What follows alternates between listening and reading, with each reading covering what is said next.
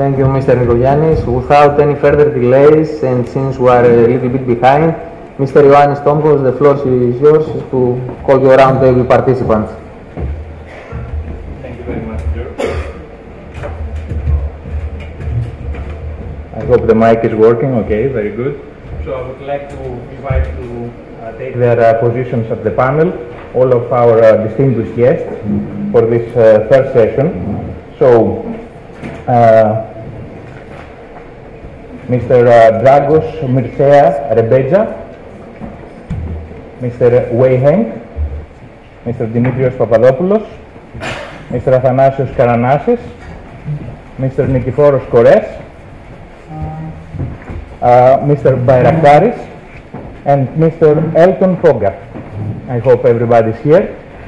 Very good. So please take the positions.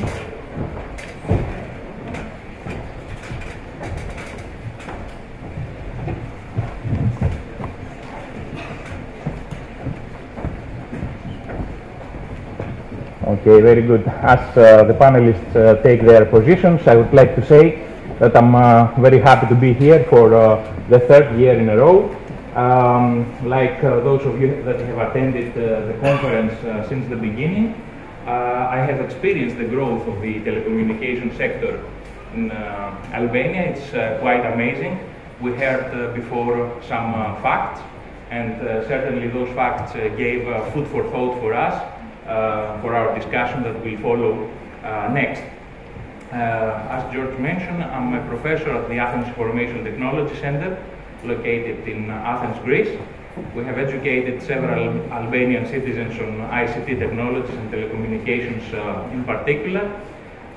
Besides my role at AIT, I have been elected as a fellow of several engineering societies for scientific contributions on telecommunication networks. So I hope I'm in a good position to stimulate the discussions with our panelists.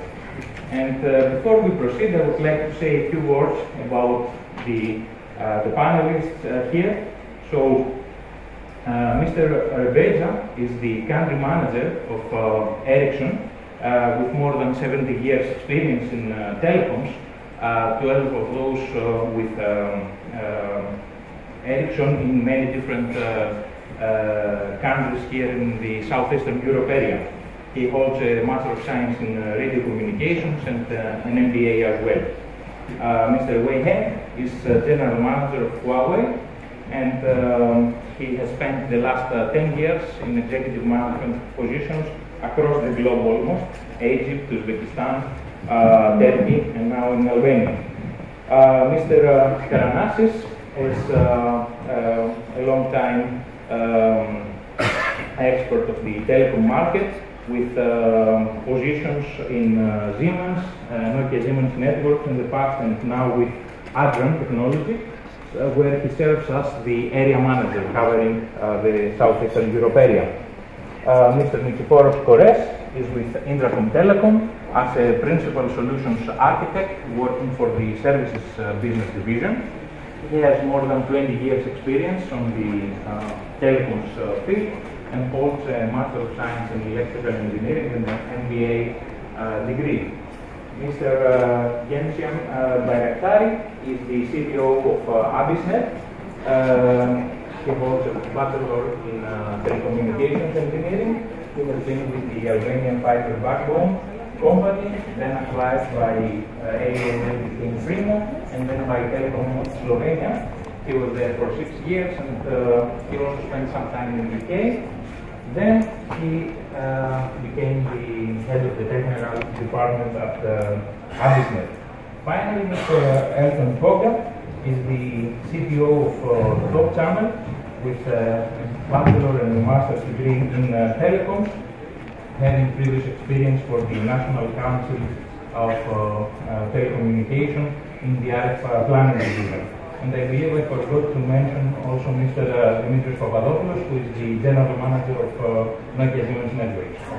Welcome, everybody. We have organized our panel discussion around 4 major pillars. Those pillars relate with the government policies and regulations regulations in order to better serve the customers and have some profitability at the end to keep supporting their investment, and also about the business models that both the service providers but also the system vendors should adopt in order to secure their market positions. So I would like to open the discussion with those topics. Before, by the Minister, we heard that there have been several important steps over the past couple of years. We have seen an amazing growth in the mobile market sector with 3G coming up, 3 major players already. However, in the fixed line broadband, we are still at the infancy, taking the first taller steps. So all the policies and regulations introduced by the government, I think we can start. Thank you very much, Professor Campos. The industry, it's a great pleasure to be here. I think the topics are extremely interesting, and we have all followed very carefully Mr. Polo and also the other distinguished West speeches. Is it well known that Albania has done, I would say, tremendous step forward in implementing and creating a framework for the ICT industry, which has as a central pillar the broadband. And definitely this will have a great impact on economical, social and environmental in Albania, so what we are calling actually the triple bottom line benefits. It's great that the international society has a key importance for the government in Albania to bring affordable and reliable communications. And actually it's essential to implement this, to have high access to high-speed broadband. In fact, if you look around, we are now in an inflection point of our industry because we are not anymore connecting places or connects are activated, leading to around 3 billion smartphones in the world. So all this creates a lot of challenges, but also a lot of potential benefits for the society, for the operators, for the public, and for the private sector. I think you know very well there are some studies that quantifies the benefit of the broadband in the society. For instance, 10% of the increase in broadband creates 1% extra in the GDP. 1,000 new broadband connections are creating around 80 new jobs, doubling the country broadband speed. It's increasing the GDP with 0.3%. So all these sectors will benefit from the ICT and information society framework, and for implementing the broadband in the country. Mr. Rebidja, these are very interesting facts and data you mentioned. Indeed, broadband can change our way of life and can stimulate economic growth, reduce the unemployment rate. And we heard from you and also before the numbers about the mobile penetration, 190%, really impressive. 3G is approaching. Should we consider 4G? Should we consider that the mobile sector is more or less mature, so more investments should be made to the fixed line sector? So, Mr. Papadopoulos, what do you think about it? Access for mobile operators. As you said, the penetration is 180-190%, which is one of the... Could you speak a bit louder? Yes, which is how for operators have the 3G license. They can invest it on the 3G networks. The coverage in the country is big, and everybody, most of the people have access to 3G network. Now it's there and educated for the coming technology, which is LTE. Now, regarding fixed operators, see also that they are modernizing their networks. The penetration is low compared to the European, let's say, standards. but it's something that started long time ago when mobile operators came on the market, and I think that it will not change in the future. Always mobile operators will have the biggest part of Albania market revenues. Very good. So you touched upon an important issue that once we have, let's say, the infrastructure, as it is the case with 3G, then the next step is to move on to offer better services, new services, and pave the way for new, let's say, deployments in new technologies. So indeed, broadband is a chicken-egg type of problem. First we have the infrastructure, then we introduce the services, vice versa. I guess those two go hand by hand. I think before, I think the technology is decided the area before, but nowadays it's changed. Now actually, you can say application changes because of area, and also influence the technology. So we cannot say for nowadays we should go to 3G or 4G or supply the communication. Actually, in different countries, different scenario, different area, different technology can be used for same country. Just I think it depends on the different requirements of the people, different area. I think this is the idea. I cannot say just only single technology can be used for just a single country. This is my idea. And also, I think now, especially from one side, I think now we not just sell the box.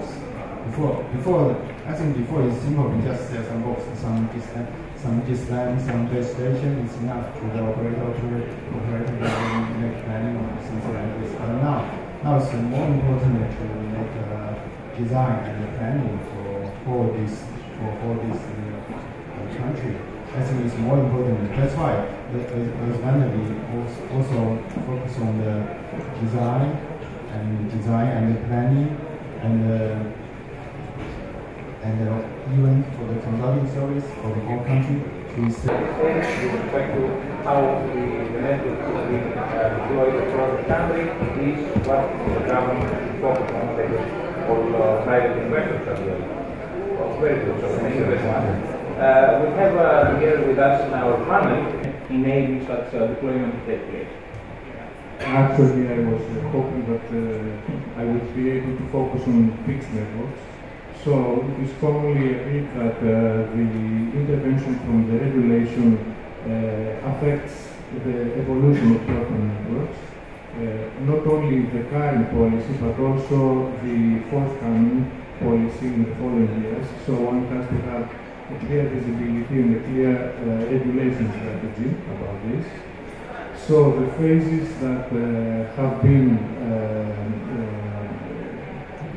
experienced in other countries regarding the development of a broadband network is first we have the promotion phase, where the state and the regulator needs to encourage the implementation of new broadband networks, and then to assist and to remove hurdles that prevent the introduction of new broadband services. The second phase is where the regulator is defining a clear regulatory strategy and sits back, allowing the competition to take place. And the third phase is the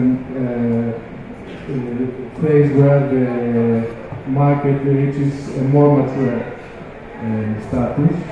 So in this case, we are starting to talk about universal service and ways to provide the services to all people, also in underserved areas.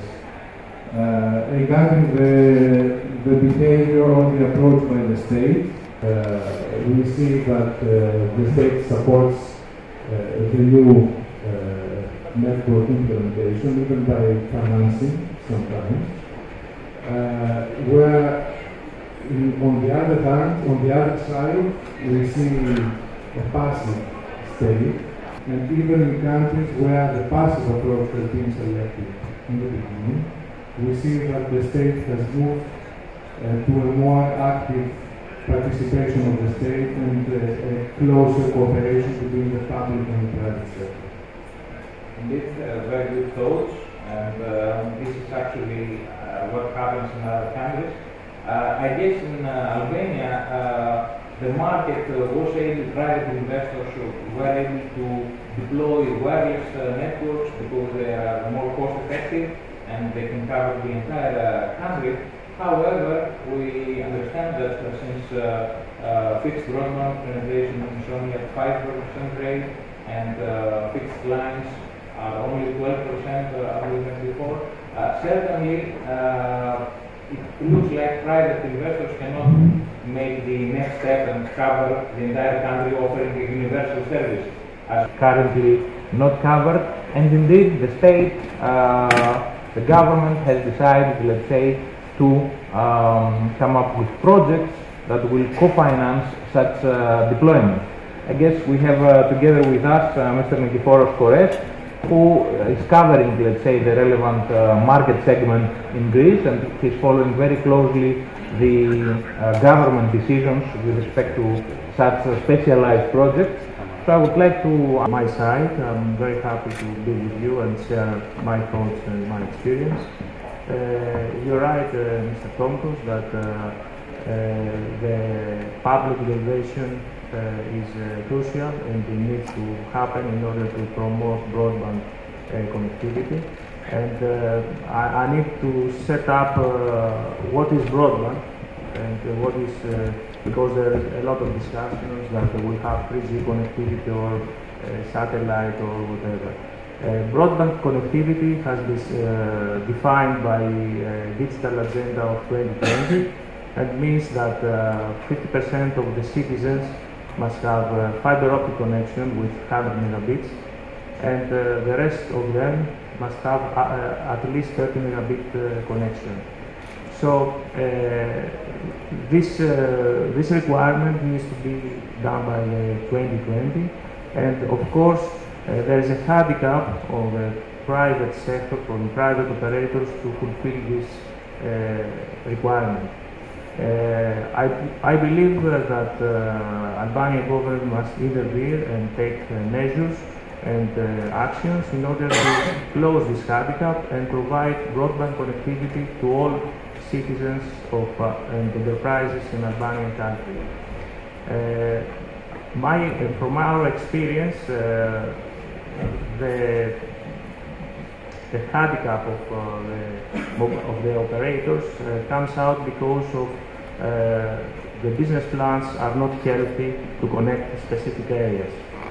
The geomorphology of a specific area, the distribution of the population and the settlements, meaning how many villages, how they are arranged in the space, and of course the GDP per capita, meaning how much money each customer has to pay for each area may have different needs, and the stress of the duration of the government may be different. So in some areas they must invest only in passive infrastructure, but in other areas there must be the requirement to provide a distant service, meaning having also active infrastructure and build somehow a rural operator that provide to the other operators a wholesale service. Because there are areas that there is no any way that telecom operators would invest on that infrastructure because they are so difficult economic situation. There are examples from Greece.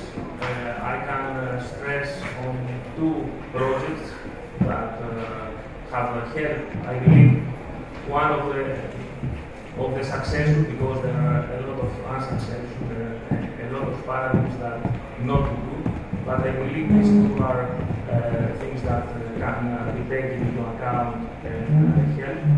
The first one is development broadband in the Greek region, which ran about 2008. And in this project, this measure was run because in the beginning of telecom liberalization, alternative operators invest only in big cities, and on the rest cities there was not any competition or any innovation for them to invest. Similar situation with what happens, I guess, now in Albania. So the first step that the Greek government made is this act that was twofold. The first is that financing the 50% of the investment on infrastructure of the telecom operators. So government was co-investing. And the second was stimulating the demand by subsidizing a part of the annual fee that the customer must pay. The target of this measure was to cover because this measure only the big cities has internet broadband connectivity, and on the other cities was only the incumbent that, of course, because there was not any competition, did not make any investment. So there was about 60% broadband connectivity. After this measure, the connectivity raised to 90%. This was the first step. The second step is now a new measure that is being designed and is ready to be published as an RFP, which is broadband development in rural areas, in which the intervention is more stressed. Now the government says that it needs to invest the 100% of finance, 100% of the infrastructure, but also there's a private sector intervention that the private investor needs to operate this network for 10 years and make it viable and provide wholesale services to the rest of the communication service providers. So I believe these two projects are very good combined and give a solution that can be imitated by the Albanian. Great. These are very good examples, I guess, of what can happen in Albania. I'm happy that you mentioned the first project because I was personally involved and prepared the business plan for the most successful operator that won the majority of the funding from the state. And now with the new project, probably we will be able to reach 100% almost broadband fixed line connectivity. So I guess similar situation can take place in Albania. Certainly the operators would love to see such an active government support. We have with us Mr. Bayraktari, who is with Abisnet, and we would like to hear your opinion on, let's say, the policies and regulations that the government can take to stimulate further investment in fixed line. And also hear your opinions, and then I would like to ask the rest of the panelists to comment on the national broadband strategy plan that was announced earlier this year on May 25th by the minister, and whether or not you think that this plan indeed covers most of the issues that we discussed, or there might be some other issues to be considered in the future. Thank you for the invitation. I'm happy to be part of this panel, not only for me personally, but for our company. We are an internet service provider, and as such, we have been since the beginning when this this conquest for broadband started, and we have lived and we have seen how broadband was growing in Albania. We have seen all the challenges, and it was. That's the reason why I say I'm happy now, because we have seen times when we were all alone, trying to make the best we could in order to deliver broadband, even though sometimes it was impossible. Now actually it's a completely new reality. We have a fixed broadband market, which is actually tough in most of the in the main urban areas like Tehran and other big cities. where our company or other similar alternative providers are present together with the main operators. So this new reality is not it's good now. I like it, and I'm happy to see that most power players now are all focused into that. So in this conference, the government trying to take full responsibility and to support this market. What I see now is, since this new reality is present. Of course, we can try to deploy many strategies from our partner countries and see how they have done. But since there is already a reality on the broadband here, we have just to be careful on how we apply these strategies. The government mostly and also other players need also to protect the investment that has already been done. Because we have this broadband networks now running, it's a big responsibility, and all players need to be, in some cases, need to protect such kind of investment. Of course, deploying new services is something that most fixed broadband operators here are doing, but that also needs to, in my personal opinion, needs to come naturally. So we all like to deploy higher bandwidths to do GPON or VDSL2, and we actually have started testing those technologies. But from our experience, we've seen that you need to give to the customers whatever they need at the moment. So at the moment, from what we see now, in our company, we have ADSL2 services offering now capacities by default like 6 megabits and up to 24 megabits, whichever client wants. But it comes naturally, so the clients now want this much capacity, and then tomorrow they need more. So these new technologies will also be deployed in this way. As the customer request grows, the need for bandwidth hungry application grows, then we will, together with solution providers and manufacturers for IT equipment, together we can deploy and easily give more capacities. The important thing is that most of the infrastructures are being built by the fixed operators. It's not easy. It's actually one of the biggest challenges that we have now. And we need the full support of the government and other players in order so that all the fixed broadband operators can have their right of the way in order to build their infrastructure and to have the infrastructure ready for whatever kind of services you want to deploy on top of that. I guess service providers nowadays are eager to offer services today, so they would like to utilize the technology solutions by the vendors that can enable them to serve the customers. And actually, this is one of the things that my partner before me said, that companies that enter new in the market must be clever in what portfolio they want to enter the market, because entering the market with the same, let's say, just giving a simple internet service in Tirana or Durrës or in these urban areas, actually it's tough competition. But there are other services, value-added services, like I don't know, we can mention a lot, like public cloud or over-the-top video service or whatever. So there are many other areas which are actually free and nobody's or very few operators are exploring. So there is space for this service. We'll discuss about such services and the relevant technology solutions next. But before we go there, I would like to take any comments from you with respect to the National Broadband Strategy document that was released, whether or not you have any particular comments on that. Mr.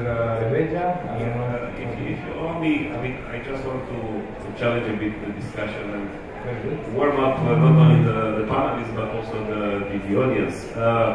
In my opinion, it's not the most appropriate way to divide the service providers to fixed and mobile. At least not anymore.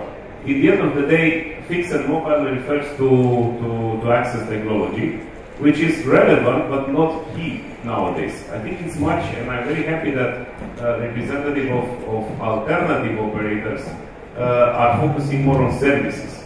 Because at the end of the day, the customer, the subscribers, let's say the ones that are paying us, they do not care how the services are coming. If the services are coming from a mobile network or a fixed network. And in the end, we should realize that nowadays we are facing the convergence of three industries. So if 10 years ago we were discussing the convergence of two industries, that was telecommunication, no matter what is fixed or mobile, and Telecom, now there is a third industry that we see clear signs that is merging together with the other, and this is TV and media. So in the end, some visionaries, they believe that we will interact with the television, with the TV set, like we are interacting today with the tablets.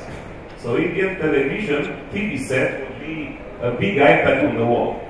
But on this television, you will have beside let's say the classical TV linear or non-linear programs, you will have internet, you will have presence services, you will have messaging, you will have many other things.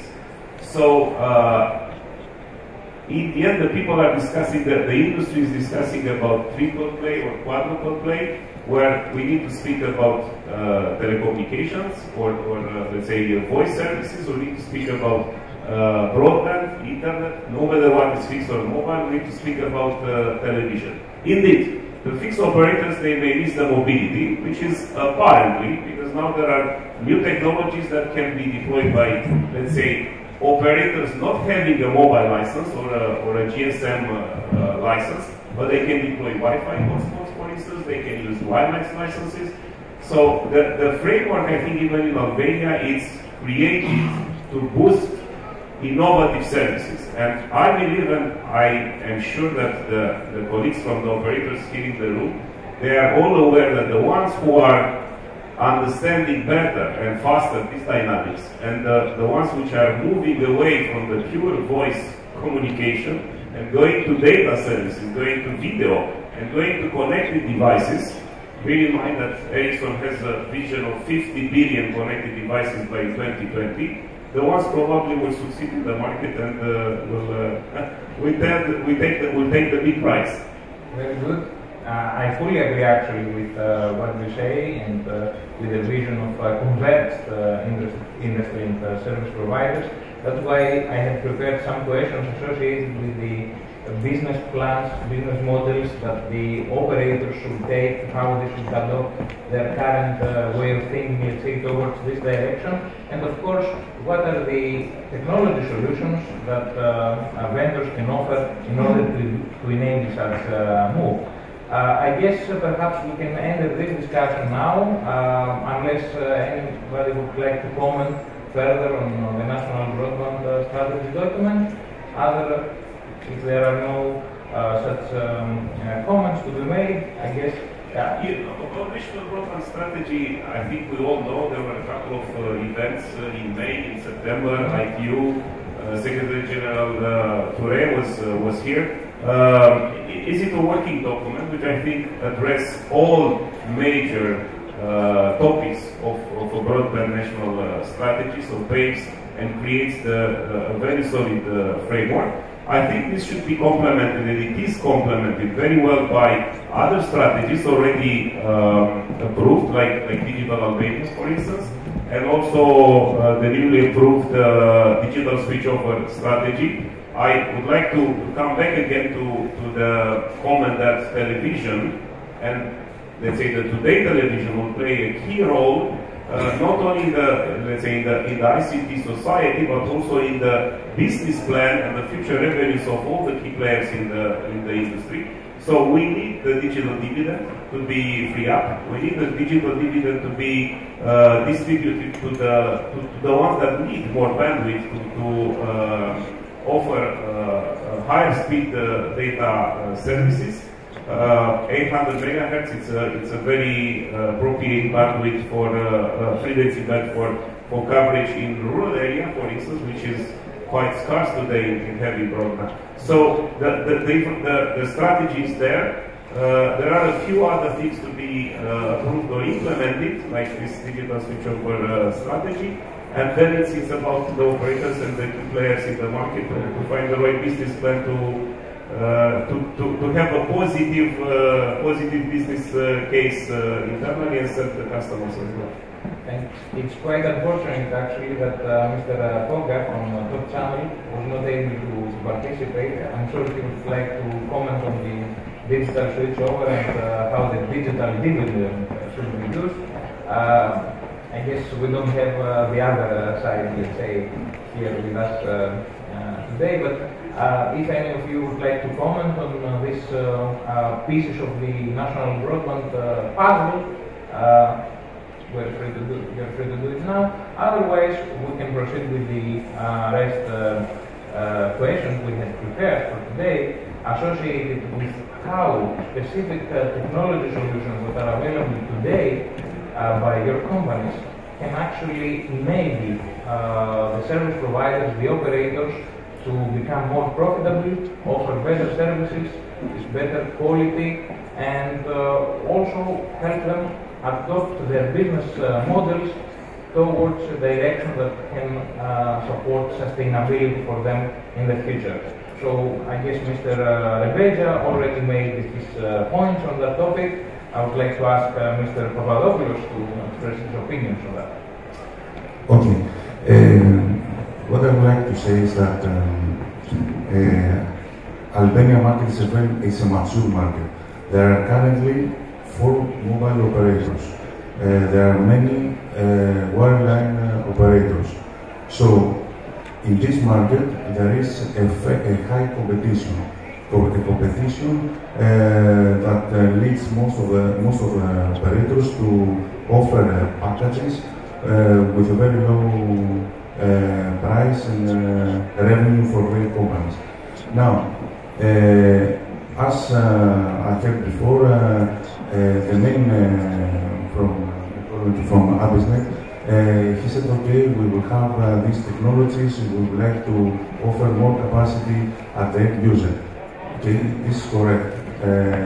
All the operators, wireline, wireless, have already implemented technologies in order to provide broadband capacity.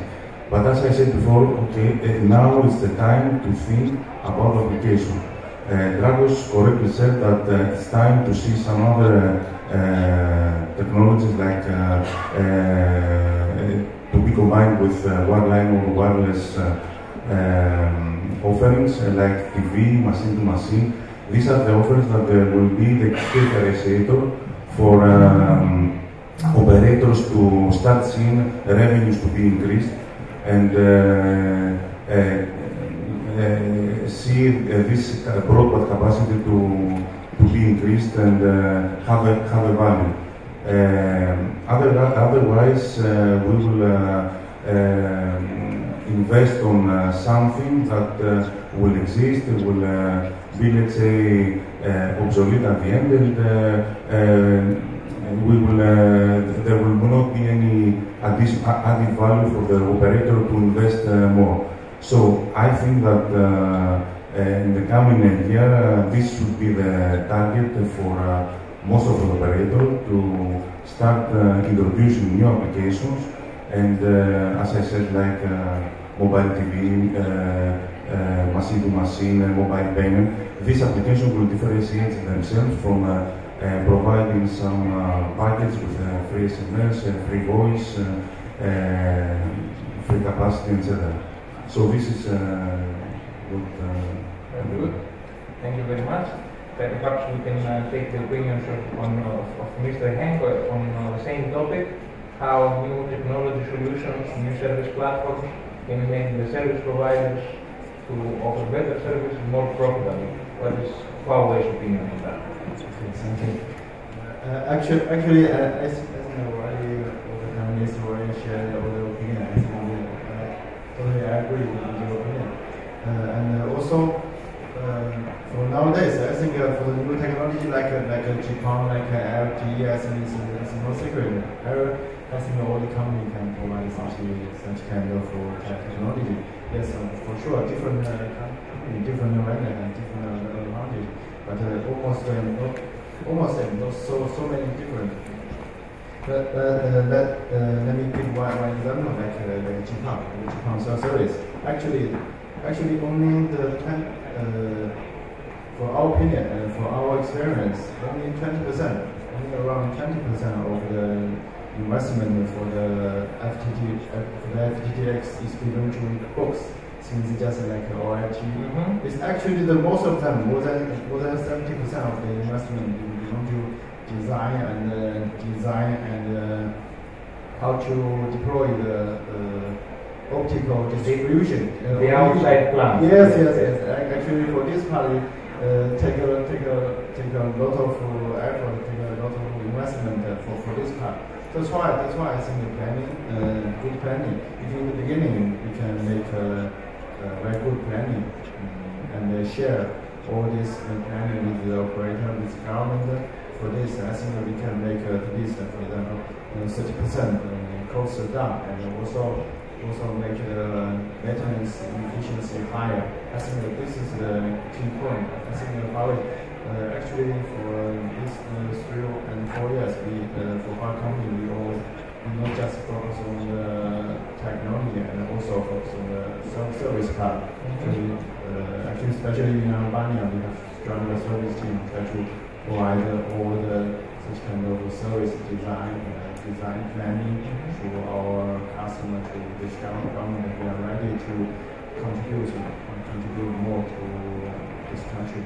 Very good, thank you. It's really great, if you have such experience from other markets to transfer this experience also in the Albanian market.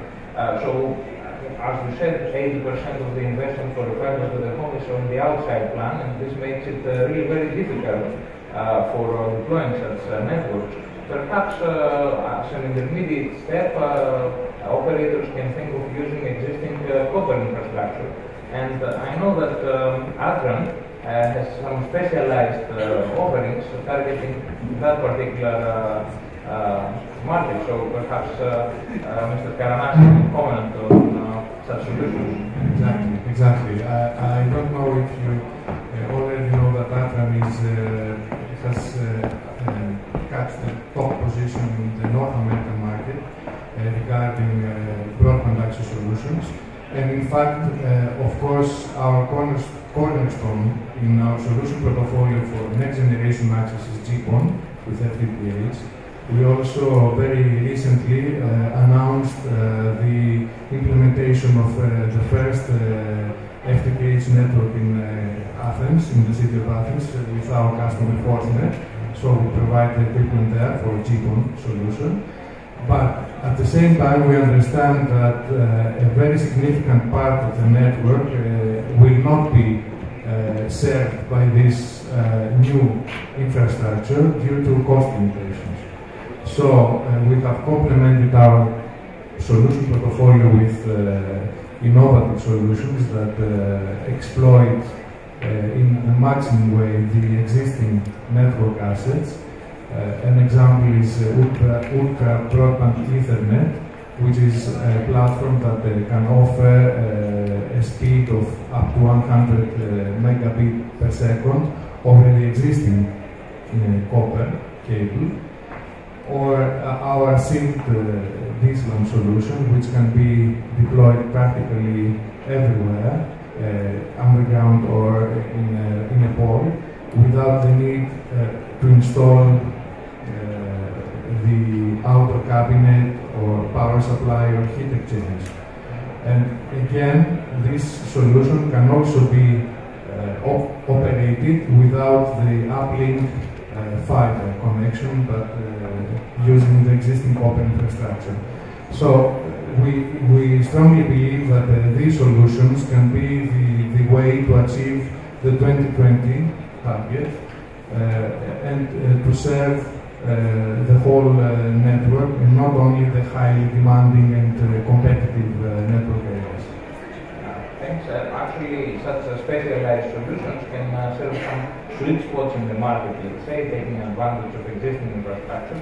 This is really nice, and I'm sure also other vendors here offer such specialized solutions, so perhaps the operators in this country can consider those. I would like to come to InfoCom Telecom, Mr. Kores. InfoCom Telecom is of course an equipment vendor specializing in wireless equipment mostly, but it's also a systems integrator. So you have long experience about deploying turnkey solutions for operators. And I guess you have experienced, let's say, most of the technologies by other equipment vendors. So having such a vision, especially from the service platform point of view, what do you think should be such solutions that should be deployed in the Albanian market? InfoCom Telecom is active on the Eastern Europe, Middle East, Africa, and Russia areas. We are active also in Romania. We have a subsidiary company here with more than 50 people. And our strategy holds in 3 pillars. We are not only wireless.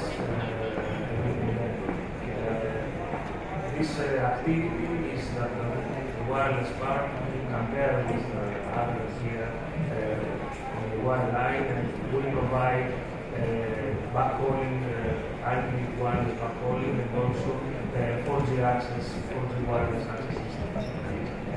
We also have an activity. The other pillar is the communication software that provides to operators the ability to generate new revenue streams, like we have an IPTV platform, and also we have a policy management solution that can help operators to provide better service to the customer. So serving the services part, of course we have vast experience in large-scale networks, and we are very experienced and have very good know-how on multi-vendor system integration. So we have partners like Cisco, Huawei, Alcatel, the big vendors that we can work with them, integrate and provide end-to-end solution. So what are those solutions that are important for the Albanian market, according to you? Okay, depending on the sector we are focused on. Concerning the operators who have solutions both on the wireless, both also in the telecom software.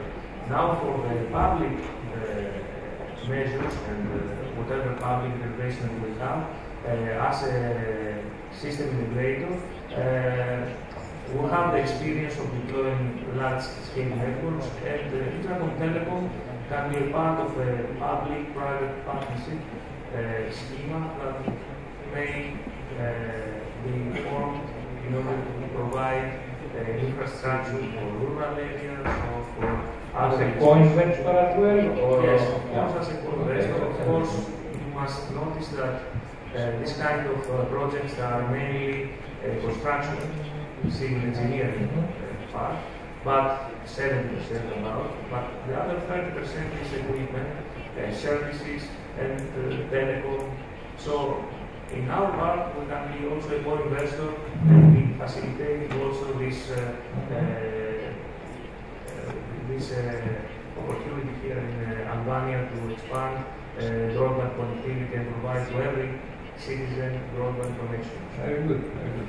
Thanks. So, Mr. Directari, you heard what equipment vendors propose, what they have to offer in terms of technology solutions and services. So, what is your take as a services provider?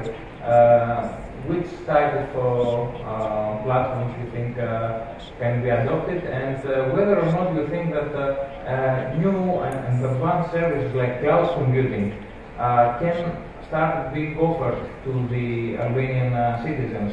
Is it a mature market? Will it take some time? What are your opinions on that? I got a question.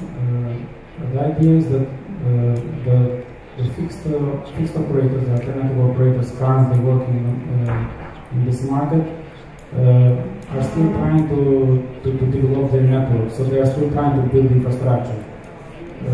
Taking into example our company, we are always focusing, even at the moment, trying to expand the local loop.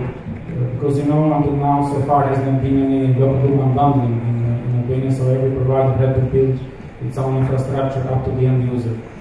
And as such, the focus of the internet service providers and fixed operators has always been how to reach the client, rather than, there was no time for you to think on what kind of value-added services you can offer, because you have very basic problems to solve, how to put the cable up to the end user.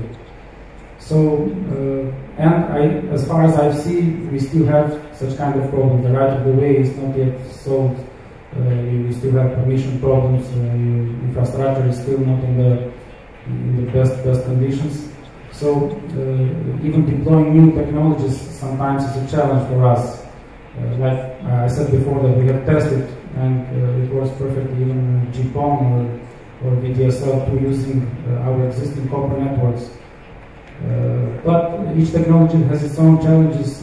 Some are special to Albania, some are because of the technology. Let's take, for example, GPON. It's very good technology, but even though it's been a long time, it's around now, but it's still not so standard as to deploy with every vendor, with every CP. And then the prices are profitability issues, and then the prices are not still in what we are used to offer to the end users. And this is not a market that it's a small population of Albania, so we cannot go to Huawei and tell them, okay, I have this many thousands of subscribers. They are used to millions, so it's very difficult to so we don't have the numbers to put down the price. So the only thing we can do is just wait for the market to mature enough and use the existing networks that we have, which for our advantage at least, these are pretty brand new networks, because most operators here have to start deploying the infrastructure in the recent 3, 4, 5 years. So these networks are pretty brand new, so they can at least support them. You can get the maximum from them in terms of capacity and broadband. So we are still in the position that we can still use these networks with no problem, and the capacity is still is okay. But of course, we are preparing ourselves for these new technologies, and when the right time comes, of course, we are going to offer it to our users. Still, for the value-added services that you mentioned, cloud or over-the-top video services, we have an eye and an ear on that. We have people working, but it's not that, I told you at the beginning, it's not the focus. So we are open even to new entrants, to new companies that want to develop this market, so they can actually use the existing networks, the other operators' network, to give their own, to give their over-the-top services, their value-added services, but by using this already invested networks. Very good. So following all these opinions expressed by the panelists, are there any second thoughts, any other points you would like to raise with respect to this issue we're discussing? Yes, Mr. Becha? Yes, as usual, I like to challenge again. Excellent. We can discuss a lot about technologies. We have here 3, not even 4 major telecommunication infrastructure providers. We can discuss about GPON, about PPP, we can discuss about LTE, we can discuss about many things. By the way, do you know how old is GSM technology? 20 years old. 21 years old. So it's already pretty old technology. And was developed, invented in Europe. Exactly, and if you believe it or not, and I think all my colleagues here will acknowledge, it's still developing. The standard is still developing the technology. So it will be difficult to discuss and to make a bet with the operators here what will be the next technology. However, we believe that Ericsson, through a lot of research in more than 100 countries, we believe that we should discuss more about innovation in this industry rather than technology. There are very, very few companies in the industry that can really drive the market. We have a few years. I don't want to give the names, but we need to discuss about innovation, and we believe in this network society. The innovation is driven by two forces. On one side we have the demand, and on the other side we have the networks. Okay, what is the demand? The demand actually represents the devices, all kinds of devices. The people are interacting with the networks or with the services through some devices. Mobile phones, fixed phones, PDAs, PC, laptops, tablets, game consoles, whatever. Networks represent actually how these devices are interacting each other. So the ones who manage to control and to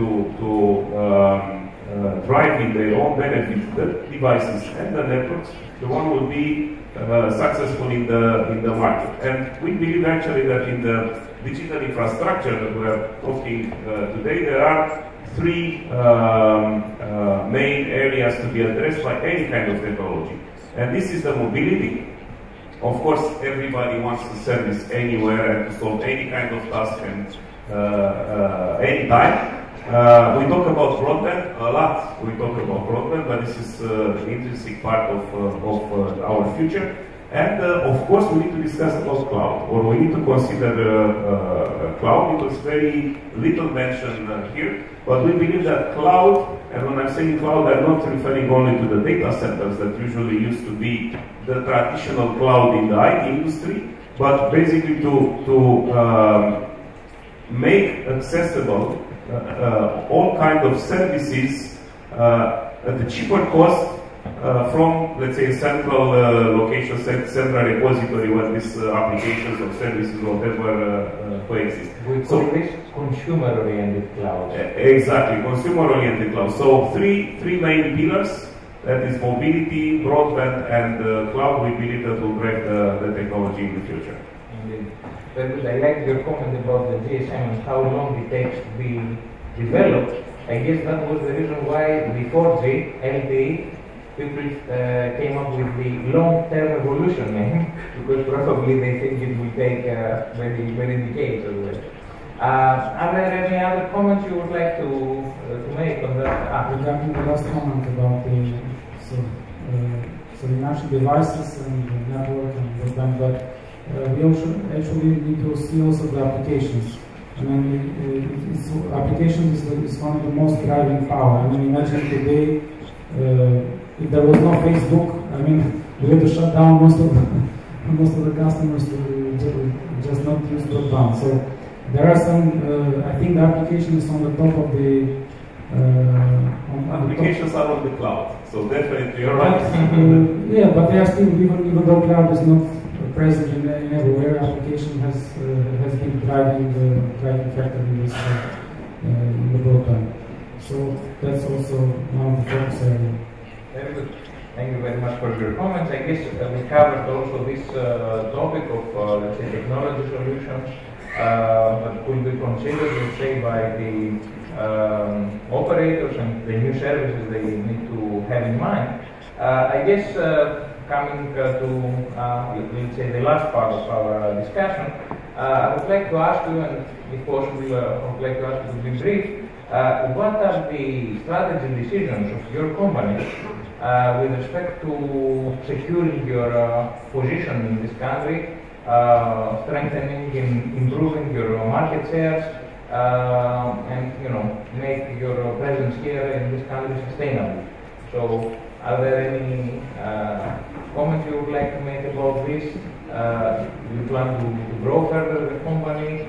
What strategy decisions you are taking in that direction? I guess we can start with Mr. Rebecca. I can be very short. Definitely, if I have the recipe to become #1 in telecommunications in Albania, I would definitely be very proud of why you are here, though. Exactly, yeah. Looking also to my friends and my colleagues from Huawei and NSN. However, at global level, I can share with you what is the Ericsson strategy. Basically, we see three main areas where we would like to develop and grow. One is the heterogeneous access network, so hierarchical networks with macro and micro layers. I don't want to go into details, but we believe that this is the future of a very smart, cost-effective and performant access network. We are looking to fourth generation IP network, also to virtualization and software-defined networks. So bear in mind that we're not anymore talking now, of course this is the reality, but we're looking to the next step, not anymore about software-defined radios or software-defined nodes, but software-defined networks, horizontal networks. And also OSS and BSS and real-time analytics. We believe that our customers, which are the operators, the service provider, have a fantastic asset, and this is their subscribers, the customers. So the ones who understand better in the real time the customer dynamics, the one will be successful. So heterogeneous access network, fourth generation IP networks, software-defined networks, and virtualization and OSS and BSS. Very short. Excellent strategy, I would say. Very good. So, Mr. Papadopoulos, what the NSN is thinking about the future? Okay. Back on 2011, NSN decided to focus on mobile broadband business. So it was a big decision, a strategic decision, which will be followed in the coming years, together with our, let's say, leading position in services delivery. Now in Albania, Nokia Siemens decided a long time ago to have a local presence to fight for being a leader in telecom Albania market. Within the last 4 years, we succeed to have a good position, having a business with 3 out of 4 mobile operators, and we are planning to keep having this position, although that there is fierce competition with from other vendors, and we will invest. We will continue investing in a local employees, and also expanding our collaboration with local partners in order to deliver the best possible quality of service. Very good. It's nice to hear that big companies like Ericsson and NSN invest heavily in this country. What about Huawei? Okay, thank you. Actually, I think national broadband is a very big opportunity for all the vendors and also for all the operators. So that's why I think national broadband is the focus on for this part, especially for Huawei.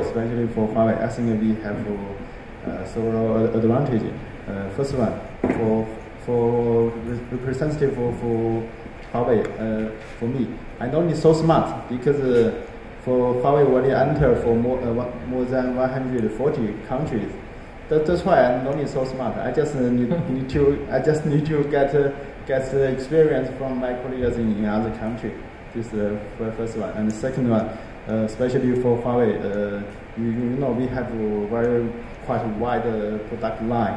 That's why not only for wireless part and also for fixed part and also even for enterprise part, for software and application part. That's why we want to combine such advantage together to provide an end-to-end solution for our customer. This is the main advantage. And also for here we have quite a stronger service team. We prefer to use this advantage and also the local team to help our customer and also Albania government to build this national broadband solution. Okay, thank you. Very good, thanks. So, Mr. Karanasis, how do you plan to increase your market shares and presence, let's say, in the Albanian telecom market? Yeah, okay. As I said before, we have already gained the top position in the US and the North American market.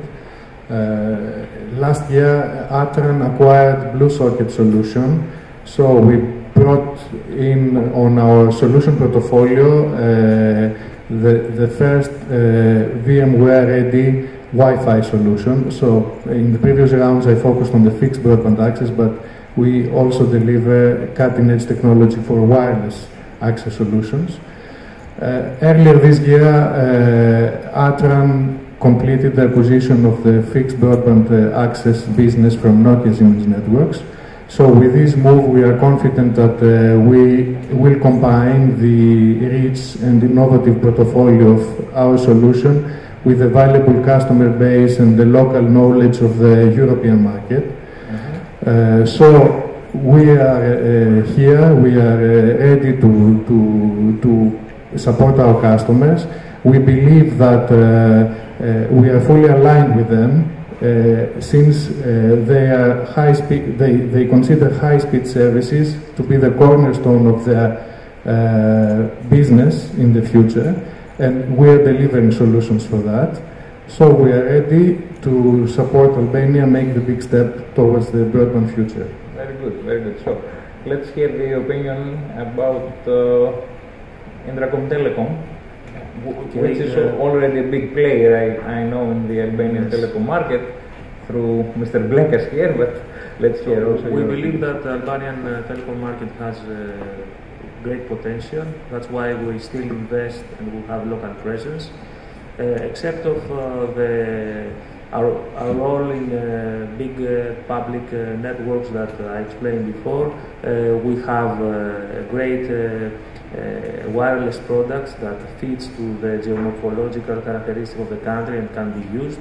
We have also SSBSS solutions. In the next session you are going to hear about big data analytics solution. And also we have other services, innovative from the services department, such as managed services, white label managed services and white label cloud services that can be resold by telecom operators to their customers. So I think we have a great series of products that can be used and can be very successful in the Albanian market. Very good. Finally, let's hear from Abisnet, an alternative operator, how you plan to increase your market shares and compete with the established players. Our strategy since the beginning has been to focus on our main services, which is internet service. So some people may argue that it's better to offer many services or to focus on one. We have chosen to focus on the internet service and try to be in the first places of this race for bandwidth. Of course, we also offer other services like telephony, but I mean, fixed telephony in Albania it's like not dead, but it's very difficult because the mobile operators has already, and we were a bit late. I mean, the fixed operators due to many reasons, not for.